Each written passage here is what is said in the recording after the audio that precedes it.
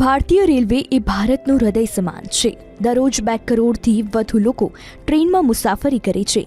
દેશમાં 7,325થી પણ વધુ રેલવે સ્ટેશનો છે, જ્યાંથી દરરોજ હજારો ટ્રેનો પસાર થાય છે. પરંતુ શું તમે જાણો છો કે દેશનું સૌથી મોટું અને વ્યસ્ત રેલવે સ્ટેશન કયું છે?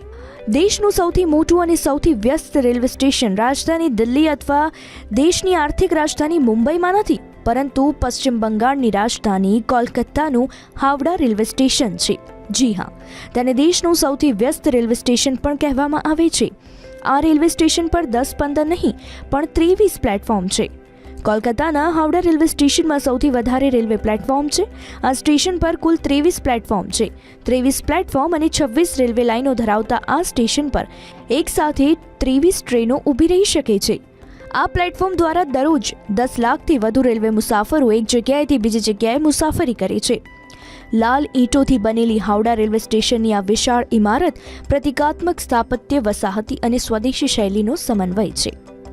Howrah railway station British architect Halsey Ricardo દ્વારા ડિઝાઇન કરવામાં આવ્યું હતું.